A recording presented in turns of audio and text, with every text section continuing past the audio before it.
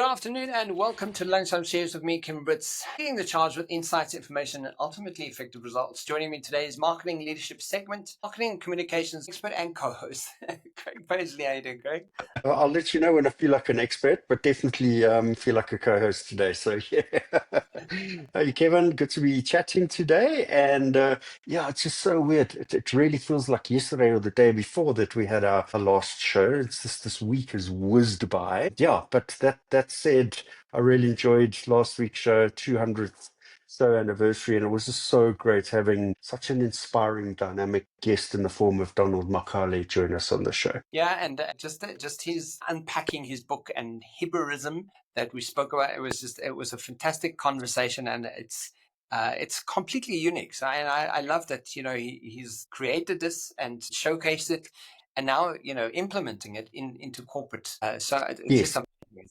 Exactly that. So, book aside, the principle of what he has in his head, the approach that led to the writing of the book, but that methodology becoming a core construct of the actual consulting business that they have. But yeah, what a great journey he's been on. Really, that was the essence of last week. Absolutely. Craig, so jumping straight into today's show, what are we talking about? What's lined up? Yeah, Kevin, you probably recall that 2 weeks ago when we started our first show on the topic of marketing communications for April, we looked at a particular topic, and that was around the CMO mix in the C-suite. And I did mention that I want to pick up on that conversation because there were some components that were missing. And I went and did a bit more in-depth research on sort of the approach to CMO in the C-suite and came across a number of articles, but I think today I'm going to sort of touch on two. And the first article, just a reminder from that show 2 weeks ago, the first article that we looked at was an article titled Three Crucial 2025 Trends for CMOs. The article was written by Shannon Cantor-Curvest and was published as recently as the 14th of Feb this year.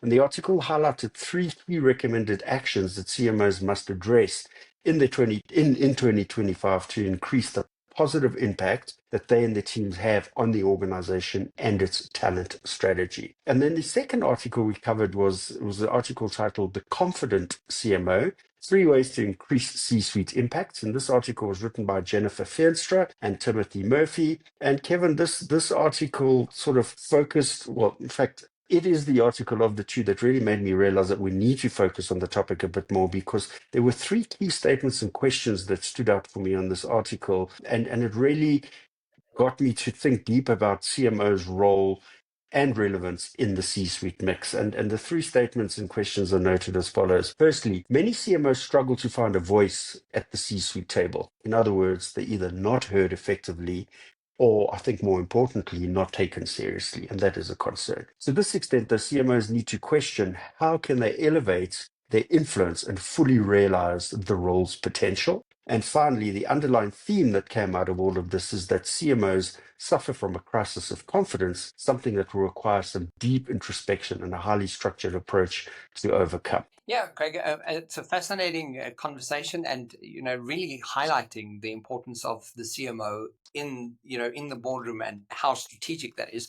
But can you provide some context on CMOs in the C-suite? Yeah, absolutely, Kevin. So to that point, what I did is I sort of went back to roots, and I pulled a number of extracts from about 4 or 5 sources on the web just to help set that context, and some really great questions asked out of each of those sources. So I'm going to go into those and then just give a broad overview that will help us set some context on CMOs, C-suites, who reports to who and what the structures look like. So the first question we came across was, what is a CMO in the C-suite? And according to Investopedia, CMOs typically work their way up to the C-suite from sales or marketing roles, something that we all know. And the main responsibility is to plan, manage, and direct all of the company's marketing activities and ensure that they fit into a cohesive strategy and brand image. The next question I came across is actually, what is the chain of command in the C-suite? And this really is important for CMOs to understand, is that according to functionally.com, the board of directors is at the top of the chain of command, followed by the CEO, who reports to the board. The CEO then delegates authority to other C-suite executives, such as chief operating officer, chief finance officer, and then obviously chief marketing officer, all who in turn oversee their respective departments and functions. The third question I came across is, does CMO report to COO?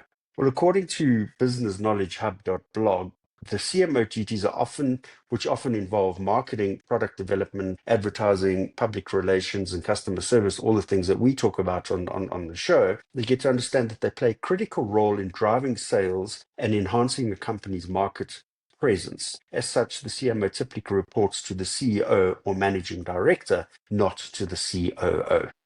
Two more questions to set the context here. The fourth question that I came across was, can a CMO be a CEO? And I really, really appreciated this question because it's not often you hear of CMOs in a CEO role. In this instance, and according to conferenceboard.org, CMOs' broader responsibilities make them more suitable for a CEO and board roles. But unfortunately, it's still not a typical career trajectory, and many CMOs do not aim for these positions. And that really stood out for me, Kevin. I had no idea that the nature of the responsibilities and the business acumen that they have actually set them up as suitable CEO prospects. So that was really, a heartening point. And then the final question I came across here is, how do you succeed as a CMO? This time referencing Deloitte, which we picked up on 2 weeks ago as well. Here we note that aspiring CMOs must navigate limited connections, conquer self-doubt, and cultivate a diverse skill set encompassing both technical knowledge and social skills for communication and collaboration. And there again, he talks about this whole aspect of collaboration, and that's something that, we're going to see threaded through the conversation as we chat. But the three concepts that really stood out for me from these 6 questions, Kevin, is that firstly, CMOs really have to put some serious effort in to make their way into the C-suite, and they can do this by leveraging their diverse responsibilities, and this will enable them to clearly demonstrate the capabilities in positively influencing sales in the sales channel, and then again in demonstrating the ability to strategically position the organization. Secondly, CMOs need to build a strong, meaningful relationship with the CEOs to ensure that they stay on the radar in the C-suite, as they primarily report directly into the CEO. And finally, CMOs can be appointed to the CEO role, but it's not necessarily a likely career path, Kevin. And what's interesting is, Craig, as you speak through it, and the fact that you have those connected roles, and it's possible for them to step into a CEO role, is the CEO predominantly creates the vision for where the company is moving to, and the CMO is how do they implement that vision. So it's quite a fine line, but the one Yes. really steers the ship, and the other one's like, well, this is how we're going to do it. But Craig, with this context in place, what should CMOs do to rectify the situation? Kevin, the question is directly addressed in an interesting read, an easy read article that I came across on LinkedIn titled "How CMOs and Others Can Secure Their Seat in the C-Suite." And this article was initially published in the Your Future, Your Work newsletter of Catherine Landis Consulting. Again, fairly current, published on the 6th of March 2025.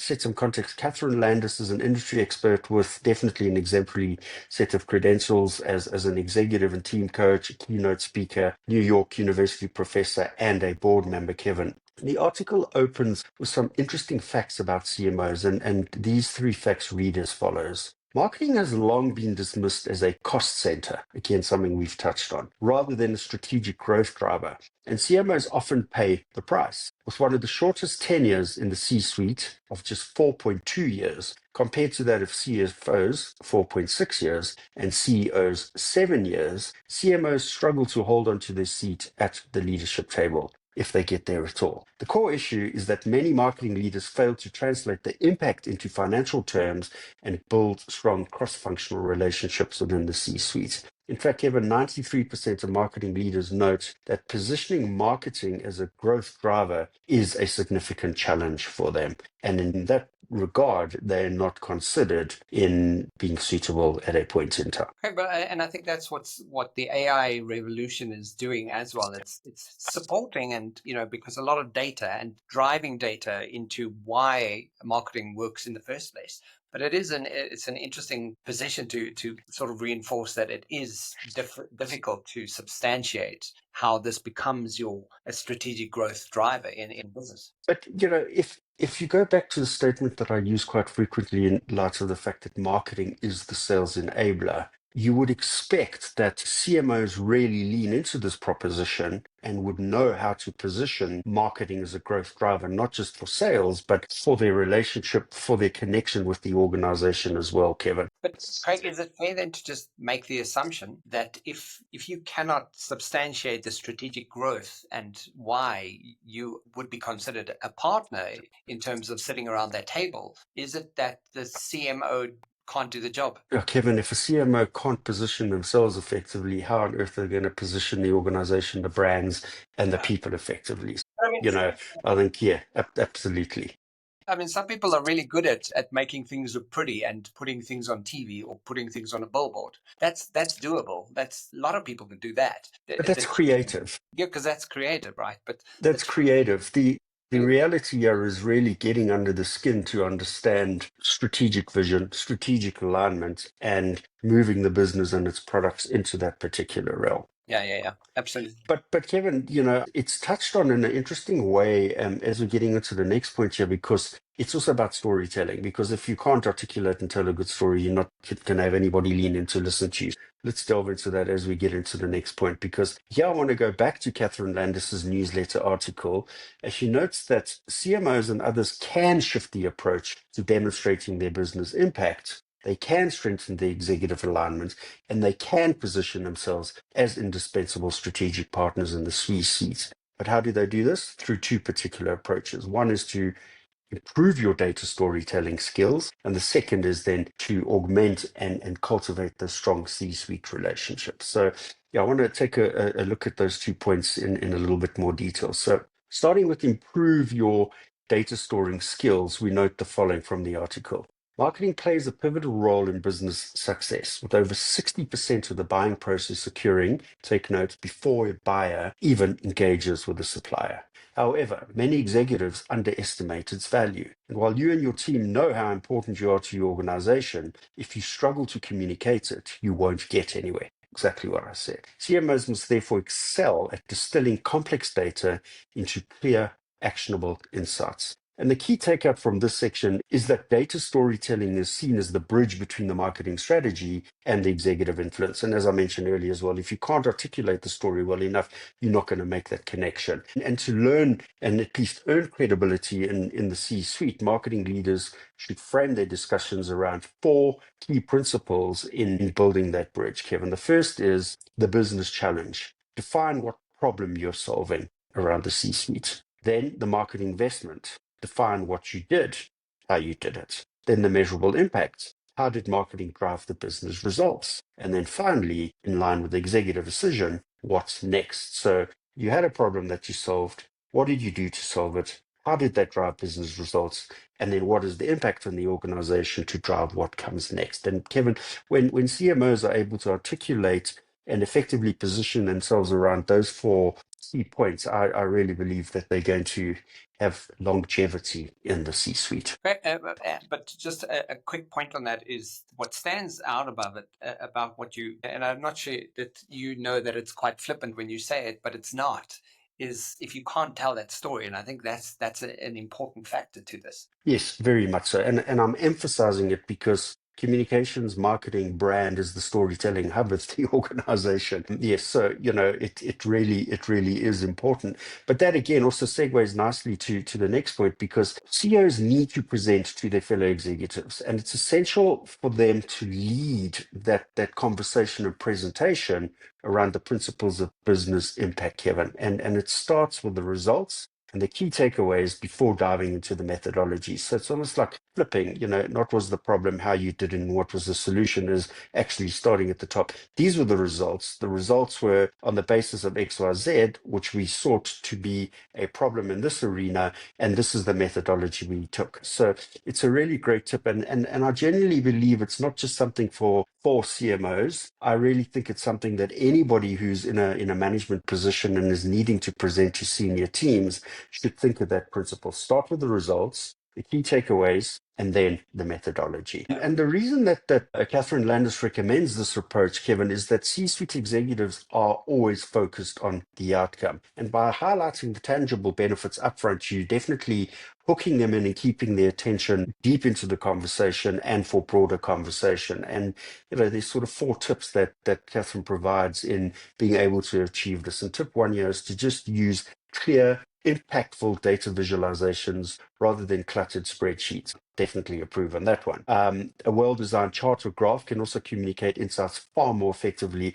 than a wall of numbers. Anticipate potential objections, especially regarding budget concerns, and be prepared to at least address cost-cutting scenarios by demonstrating how your proposal aligns with strategic priorities and how those actions are going to deliver long-term value, Kevin. And Craig, as you're speaking through those points, it's far more easier to do it now than it's ever been done before, because there are platforms that already tell a story, a data story, in a visualization kind of perspective of not just numbers, not just data, but it gives you a way to do it. So Absolutely. I love that. The marketing technology toolkit is almost limitless these days. So I really like that point, most definitely, Kevin. Moving on into something more of a relationship aspect is the key tip from Catherine here is focus on cultivating strong C-suite relationships. And from this particular proposition, we note that research from Deloitte has told us that only 17% of executives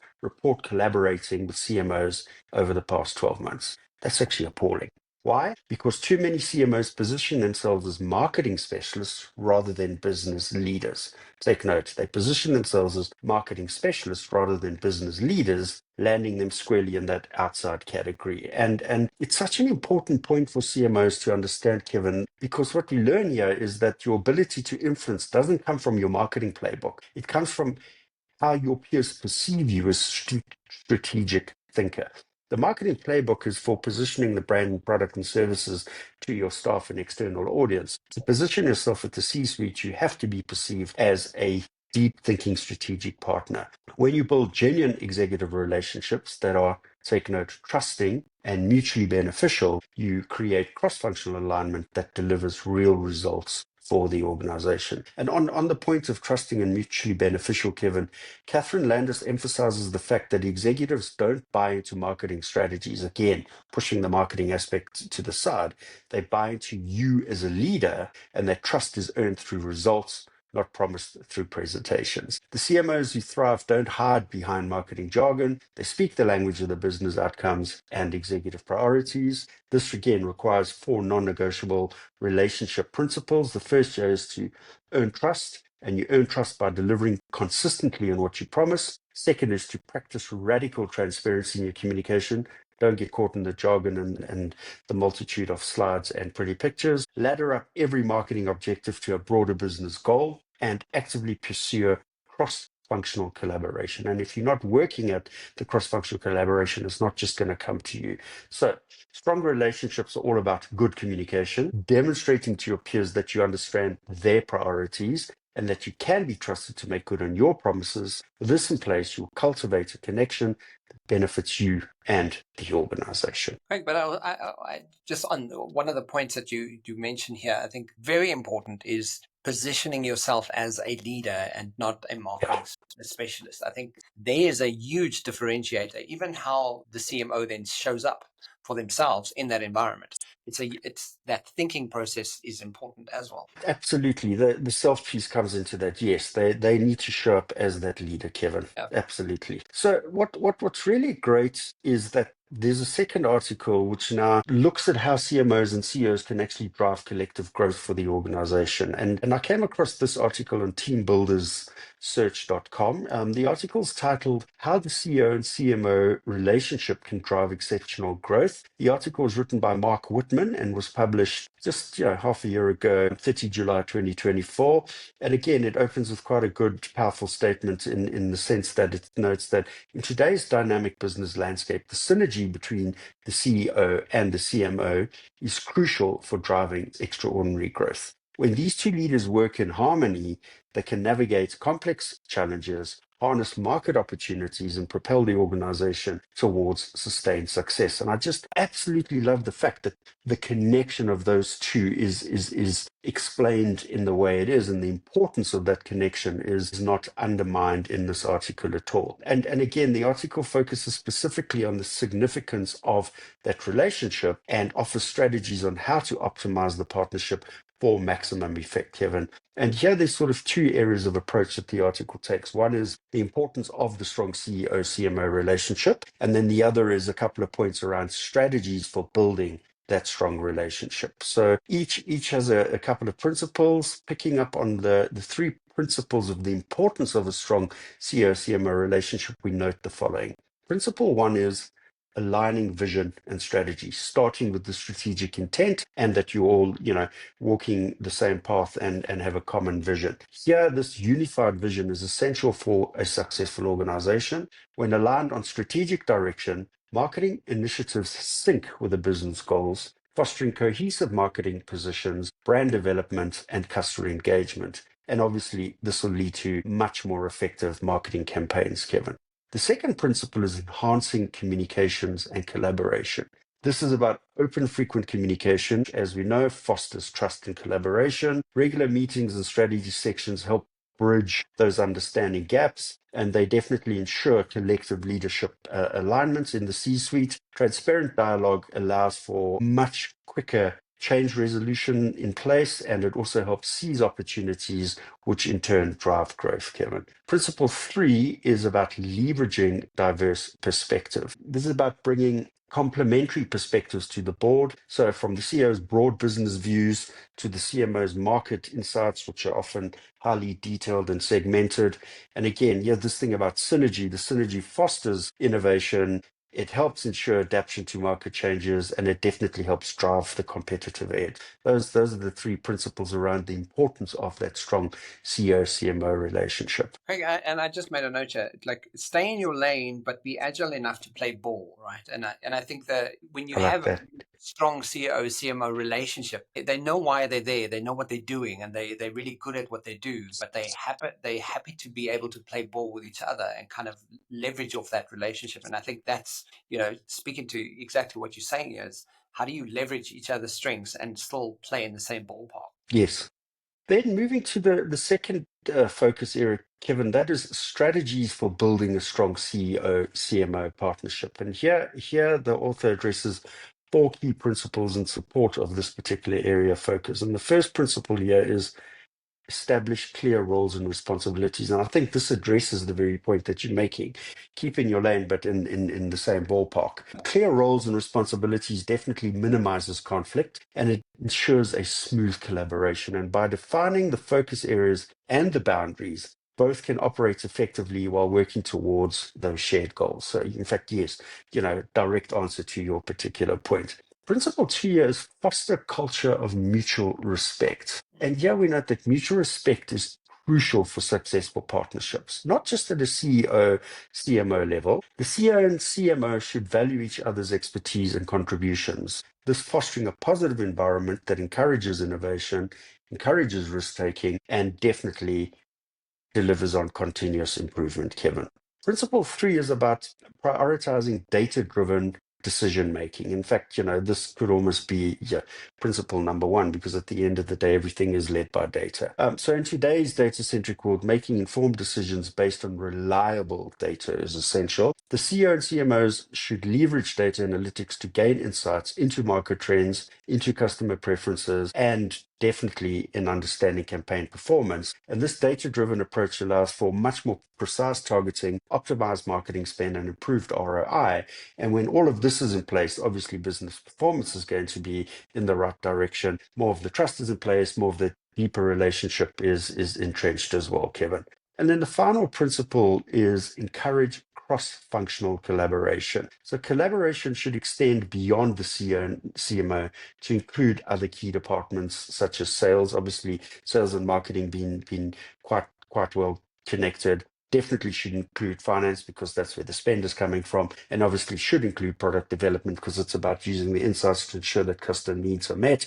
and that you're putting the right new product innovation to the marketplace. And this data-driven approach allows for much more, at least it allows for better product enablement, and it ensures that all the teams are working towards a shared goal and collective objectives. And the holistic approach enhances overall efficiency and drives cohesive growth strategies, Kevin. Yeah, Craig, and what I like about this that it's still there's a human component to it, and Yes. that saying collaborating in that human component element, and that's with all the leadership conversations and coaching conversations I'm currently having, is it comes back to that human connection that we need to cultivate in the relationships we have.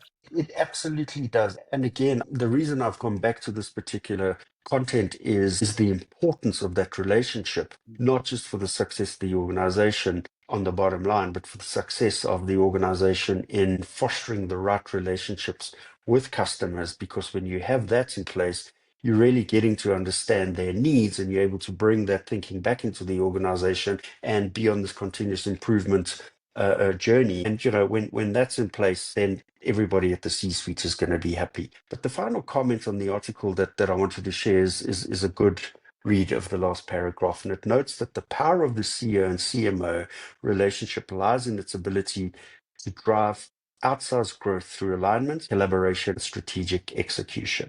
And by establishing these clear roles that we spoke about earlier, about fostering mutual respect and about prioritizing these data-driven decisions and encouraging cross-functional collaboration, organizations can most definitely unlock their full potential of this critical leadership role. And as the business landscape continues to evolve, the synergy between both will remain a key driver of sustained success and competitive advantage. And it really encourages me immensely to read these kinds of articles, to see that the CMO has a fundamentally important role on the C-suite, and often it's just underplayed, and it's time for CMOs to go and plant their flag and go, guys, we are here to stay, we're here to demonstrate our capability in driving this organization forward. Yeah, Craig, and I love that you even sort of having this conversation and bringing it to the forefront. One of the things that really stands out is the framing of positioning yourself as a leader, even as the CMO. What is your leadership position that you hold, but also maybe a frame for the CEOs to kind of look at it as who is that strategic growth partner, and am I positioning it as a strategic partner rather than just going, okay, well, you're taking care of marketing. It comes back to that fundamental of the relationships and the connection that you have within that environment, because it's I very, really like that point. Yeah, yeah. It's flipping it, and what is it that the CEO needs to be asking and understanding? I really like that. Yeah, yeah. And instead of just kind of having a role because someone needs a to do it, functional role. but rather approaching and going, well, you are the strategic partner. You are the person that I'm going to turn to and kind of go, this is the vision. How do we implement this? What is the strategy? How are we quantifying it? And let's work that out. Let's figure it out. And I think it's, Absolutely, Kevin, and also being conscious enough to understand you're a key component to the relationship, and let yourself come into the relationship as well. yeah, absolutely. I love that. Craig, thank you for the insights on this. I think it's a necessary conversation, and one that's quite informing that I don't think a lot of people anticipate. But Craig, our quote for today is from Tom Fishburne, who's the former CMO and creator of Marketunist. And he said, the best marketing doesn't feel like marketing. Yeah, no, absolutely. That's great. Conversational, relationship based. Yeah, that's its dialogue. Yeah, that's great. Yeah, and Where's he from? former CMO of and creator of Marketunist. Marketunist. I must go and check that out. Okay. Yeah, the Not quote, opportunist, but marketunist. I like that. it Yeah. sort of captures authenticity, empathy, and storytelling resonate more than traditional tactics, and specifically from CMO brands like Coca-Cola, Nike, and HubSpot. So it's quite There we fascinating. go. Yeah, fantastic, Greg. Thank you for the insights. Thank you. I know we're working on the clock here today, so please remember to like and share. And the Lunchtime Series every Wednesday and Thursday from myself and Craig. Have a fantastic week. We'll chat to you soon. Thanks, Craig. Look forward to that, Kevin. Fantastic. I will see you next week. As for now. Yeah, thank you. You too. Ciao.